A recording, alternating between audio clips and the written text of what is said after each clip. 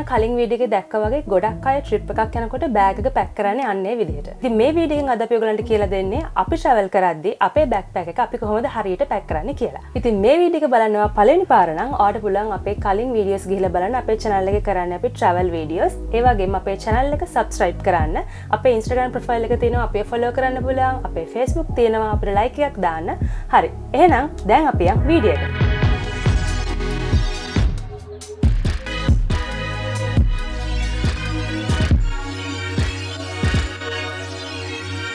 ඉතින් මම මුලින්ම ඔයගලන්ට කියන්නම් කොහොමද මේ වගේ ටී-ෂර්ට් එකක් හරියට නවාගන්නේ කියලා.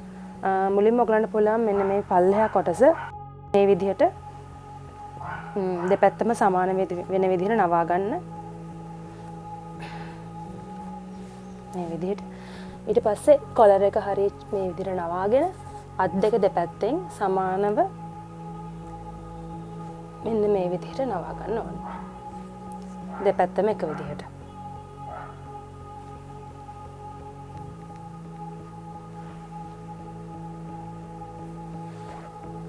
පස්සේ අපි මේ පැත්ත මාරු කරලා මේ විදිහට අපිට පුළුවන් මේක රෝල් කරගන්න. රෝල් කරගත්ති පුළුවන් තරම් තද කරලා මේක රෝල් කරගන්න ඕනේ. එතකොට ගොඩක් පොඩියට එනවා.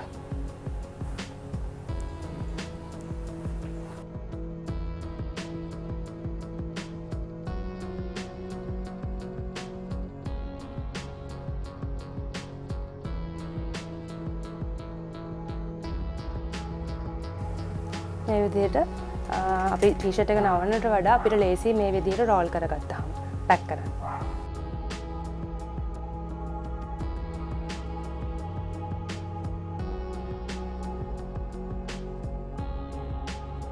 ඉතින් මේ ක්‍රොප් টොප් එකත් අර විදිහටම තමයි නවාගන්නේ.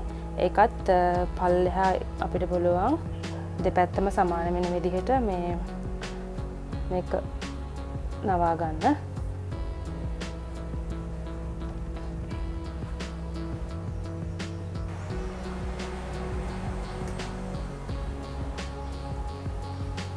ඊට පස්සේ මේ විදිහට අපි කලින් ටී-ෂර්ට් එක කර විදිහටම තමයි මේක රෝල් කරනවා. රෝල් කරලා ඔයගලන්ට පේන්න තියෙන්නේ මේ අපි එළියෙන් නවාගත්ත කෑල්ල මේ විදිහට එනවා. ඊට පස්සේ ඒ කෑල්ල අනිත් පැත්තට අපිට පුළුවන් මේ ටික මේ විදිහට ඇතුළට දාලා රෝල් එකක් විදිහට මේ විදිහට හදාගන්න. ඊළඟට මම ඔයාලට කියලා දෙන්නම් මේ වගේ ලොකු ජැකට් එකක් කොහොමද හරියට නවාගන්නේ කියලා. දැන් මේ වගේ එකක් නම් අපි නිකන් මේ විදිහට නවලා දැම්මොත් එහෙනම් මේකේ ලොකු ඉඩ ප්‍රමාණයක් යනවා. ඉතින් මේක හරි විදිහට නවාගන්නේ කියන්නේ අපි කොහෙද travel කරද්දී අපි මේක ගෙනියන්නේ මෙන්න මේ විදිහට. මුලින්ම මේකේ zipper එක දාගන්න ඕනේ. දාලා මේ ඉස්සරහා කොටස මෙහෙම ඇතුළට වෙන නවාගෙන අර කලින් කිව්වා වගේම අත් දෙක අපිට මේ වගේ ඇතුළට දාගන්න පුළුවන්.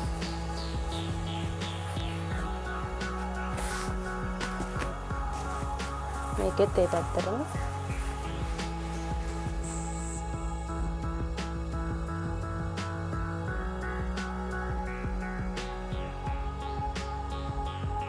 මේ විදිහට අර මම කලින් කිව්ව විදිහටම මේක රෝල් කරගන්න පුළුවන්.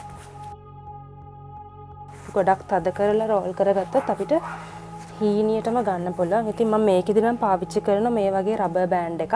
මේ රබර් බෑන්ඩ් එකක් හරි නැත්නම් දෙපැත්තට මේ විදිහට දෙකක් රබර් බෑන්ඩ්ස් දැම්මොත් මේක මේ විදිහට හරියට හිටිනවා. ඔයාලට පේන්නේ නැති අර කලින් මම කිව්ව විදිහට මේක අපි නිකන් නවල දානවට වඩා මේ වගේ මේ ලොකු ජැකට් එකක්. ඉතින් මේ විදිහට ගානට මේක අපි පැක් කරගත්තොත් අපිට ගොඩක් ඉඩ ඉතුරු වෙනවා අපේ බෑග්පැක් එකේ. ඊට පස්සේ මම කියන්නම් කොහොමද ඩෙනිම් එකක් ඒ විදිහට නවාගන්නේ කියලා. හරි විදිහට මේ ගොඩක් දුරට අපි නම් travel කරද්දී ඩෙනිම් ගෙනියනවා අඩුයි. හැබැයි මම ඉතින් ඔයගොල්ලෝ ගෙනිච්චොත් කියලා තමයි මේ ඩෙනිම් එකක් නවන විදිහකුත් කියලා දෙන්න කියලා හිතුවේ. මේකත් අපි අර කලින් කිව්වා වගේ මේ මුලින්ම මෙතන බටන් එකයි zipper එකයි දාගෙන ඉන්න ඕනේ. දාලා ඊට පස්සේ අර කලින් කිව්ව විදිහට මේක ඇතුල් පැත්තට මේක එළියට මේ විදිහට නවා ගන්න පුළුවන්. ඊට පස්සේ මේක කකුල් හරියෙන් මේ විදිහට පොඩ්ඩක් හීනි වෙන විදිහට ඇතුළට නවාගෙන මේ විදිහට පල්ලෙහා කොටස හීනිය වෙන විදිහට අපිට නවා ගන්න පුළුවන්. ඊට පස්සේ අර කලින් කිව්ව විදිහටම මේක පුළුවන් තරම් මේක තදට රෝල් කරන්න ඕනේ. මොකද අපි ලූස් එකට රෝල් කරගෙන ඉනියත් මේක ගොඩාක් මහත වෙනවා. අර ඒකයි මම ඔයගලට මුලින්ම මේක පටන් ගන්නකොට කිව්වේ මේක අර ඇඳකට වඩා ගොඩක් හොඳයි මේසයක් උඩ හරි නැත්නම් බිම හරි රෙදි කෑල්ලක් දාලා අපිට කරන්න පුළුවන් නම්.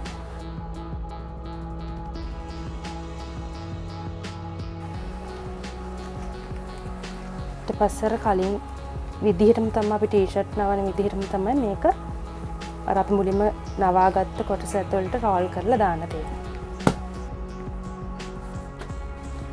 ඉතින් අනිත් කාරණාව තමයි මේ අපි කොහෙද ට්‍රැවල් එකක් යද්දී අපි මේ විදිහට බෑග් එක පැක් කරගෙන ගියොත් අපි මේ ටික අන්පැක් කරාට පස්සේ අපිට අයිමත් මේක පැක් කරගන්න ලේසි මේ රෝල් කරලා තියෙන විදිහට. ඒකයි මේ දැන් අපි අර කලින් කිව්ව විදිහට අපි නිකන් ඔහේ මේ ඇඳුම් ටික මේ බෑග් එකේ දාගෙන ගියොත් එහෙම අපිට ඇඳුමක් තෝරගන්න දුන්නොත් අපිට ගොඩක් අමාරුයි ඇඳුම හොයාගන්න සහ අපි ඔක්කොම අදින්න ඕනේ තව ඇඳුමක් හොයාගන්න ඊට පස්සේ ආයි පැක් කරද්දී අපි ඒව ආයි නවන්න ඕනේ. ඉතින් ඒ නිසා මට හිතෙනවා කොහේ හරි අපි ට්‍රැවල් එකක් යනකොට ලේසිම විදිහ තමයි මේ විදිහට අපි ඇඳුම් ටික පැක් කරගන්න එක කියලා. ඉතින් එහෙනම් මම ඉතින් ට්‍රැවල් එකක් යනකොට ගොඩාක් මන්දින ඇඳුම් තමයි ගවුම්. අපි බලමු ඊගාට ගවුමක් කොහොමද හරියට පැක් කරගන්න කියලා. ගවුමක් හරියට නවා ගන්නකොට දැන් මේක ගොඩක් වලට පේනවා පල්ලෙහෙන් මේ ලොකු ෆ්ලෑඩ් එකක් තියෙනවා. ඒ නිසා මුලින්ම මේ විදිහට දෙපැත්තට අර කලින් අපි ටී-ෂර්ට් වල නැවුව විදිහටම නවා ගන්නවා. පිටි යටින් හීනි වෙන විදිහට. ඊට පස්සේ මේක මේ විදිහට දෙකට නවාගෙන අර කලින් කිව්ව විදිහටම හීනියටම මේක රෝල් කරගෙන යන්න පුළුවන්. එන්න මේ විදිහට ඉතින් මේකෙදිත් මම පාවිච්චි කරනවා රබර් බෑන්ඩ් එකක්. මොකද එතකොට ගොඩක් ලේසි නැත්තම් මේක ආයෙ තිබ්බට පස්සේ දිග ඇරෙන නිසා.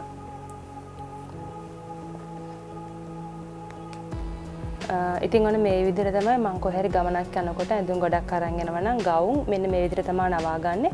අනිත් කාරණාව තමයි මොකද මේ විදිහට රෝල් කරගත්තාම ඇඳුමක පොඩි වෙන ප්‍රමාණය අඩුයි. මොකද අපි නිකන් නවලා දානවට වඩා පොඩි වෙන ප්‍රමාණය අඩුයි.